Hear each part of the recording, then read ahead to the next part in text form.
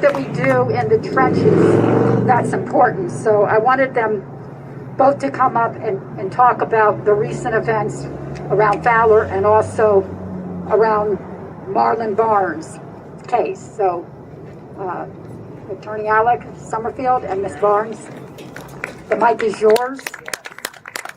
And I hope, and they're both with the Prisoner Solidarity Committee and with the People's Power Assembly, but please stay in touch with them, especially if you want to work around prisoner solidarity issues.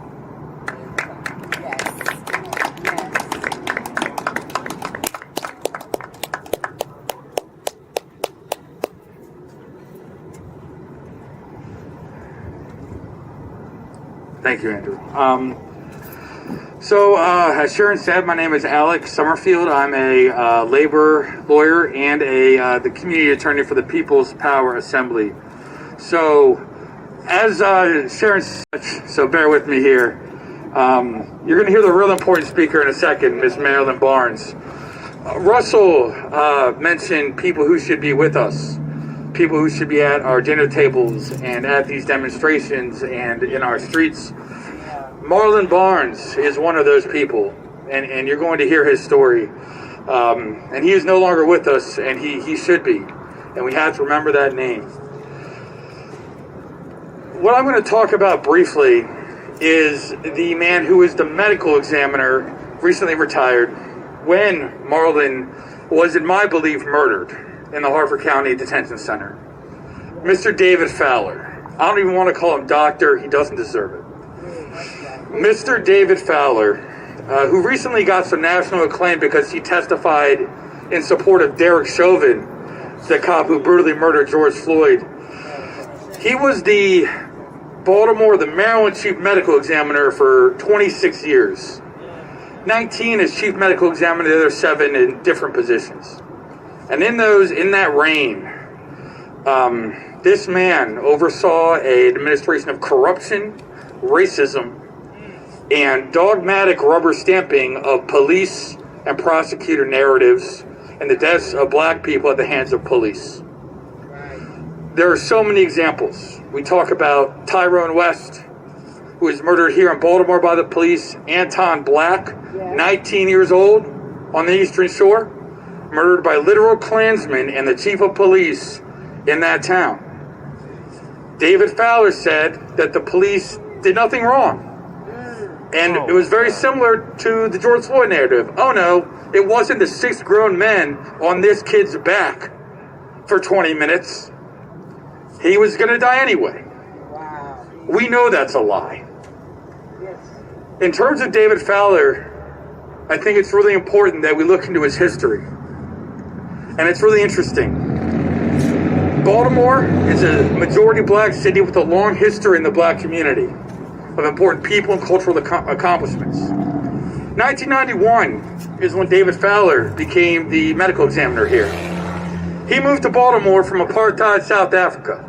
Well, it was about to be not apartheid South Africa. He had received his medical degree and become a pathologist in 1981. He served as a doctor in apartheid South Africa doing God knows what. You can only imagine the horror. Exactly. I mean, doing the same thing he did here. The South African police would murder innocent black people and he would rubber stamp their actions and give it medical validity. So, apartheid is falling, apartheid legislation is repealed, and David Fowler moves to Baltimore less than a year later. Where, from there on, it's a reign of terror, really. And his deputy director, Pamela Southall, was his right-hand person, is now the acting medical examiner. Wow. So I want to call for something. So Brian Frost has reopened investigation into the cases that Mr. Fowler oversaw because many of them were probably incorrect or convictions were based on them that shouldn't have been, or there should have been convictions and there weren't, of corrupt police because Mr. Fowler absolved them of responsibility.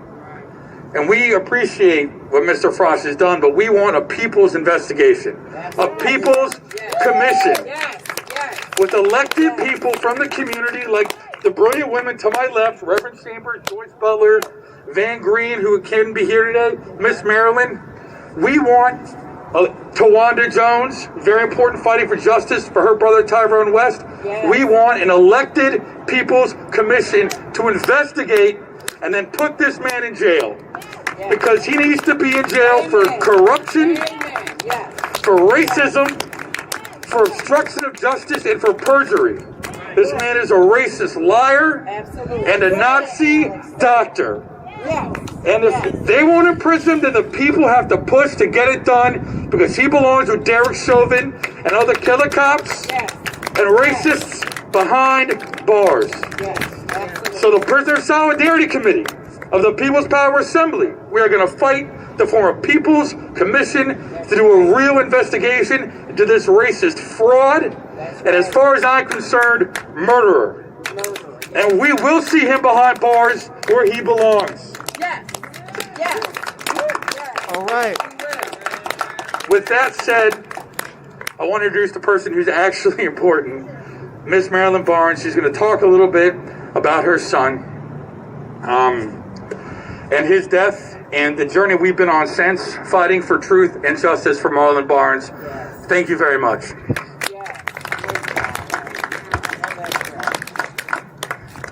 Thank you for having me, and I just want to say, first of all, I'm not a talker either, but I'm a talk today.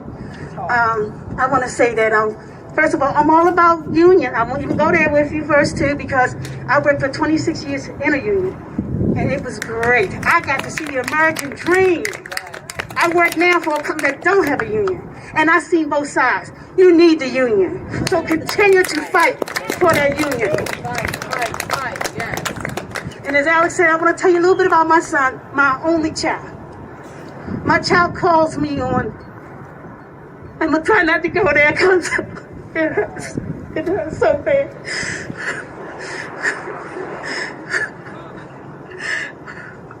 But on April the 9th, 2019, my son called me and said, Mom, I'm locked up. We're going to have to get a real lawyer now. They're trying to give me as a felony. I said, okay.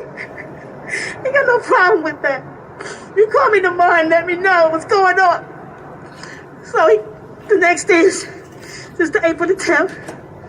I get 2 calls around 11:30. One from some guy telling me he's going to send have a private, what do you call it, public defender call me. And they both call. And they just asked me, oh, everything looks to seem to be okay. Is it okay that he come home? I'm like, sure. Yeah, he can come home. So then the next call I get that day is at 8 o'clock. Someone tells me to meet me at my house. And tells me that my son has hung himself. But yet, this happened at 2 in the afternoon, 2:30 o'clock in the afternoon.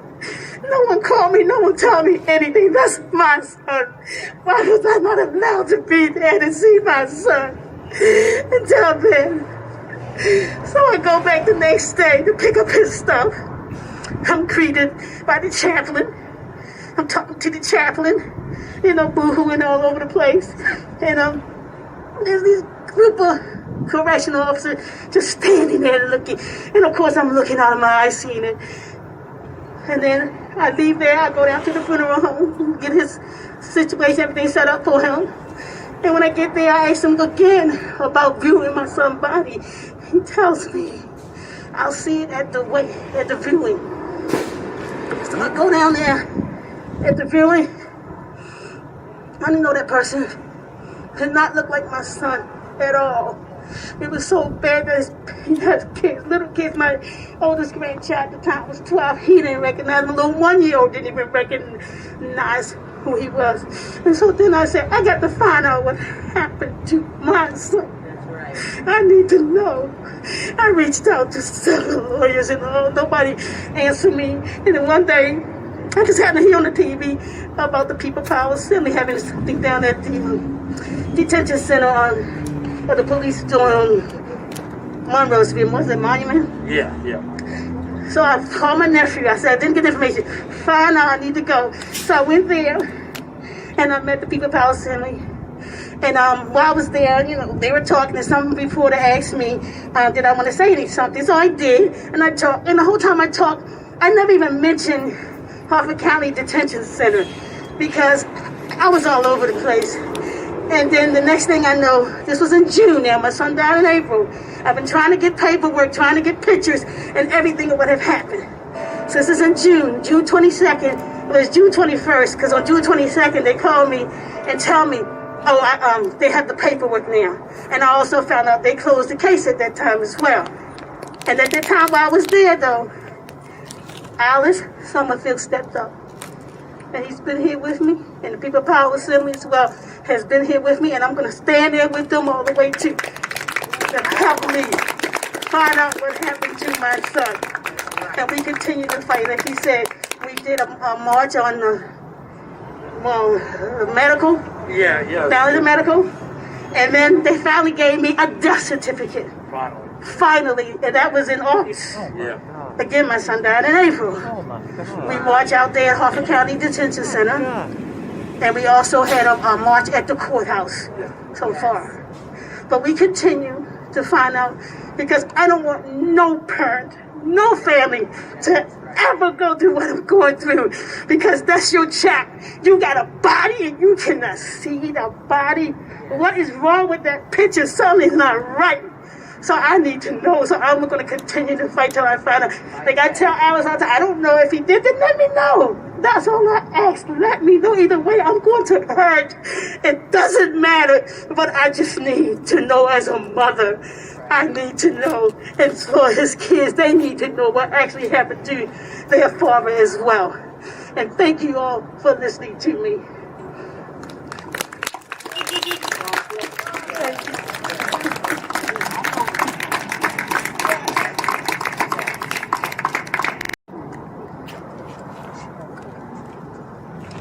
Bless you. I want let's stand out. Everybody, just stand out.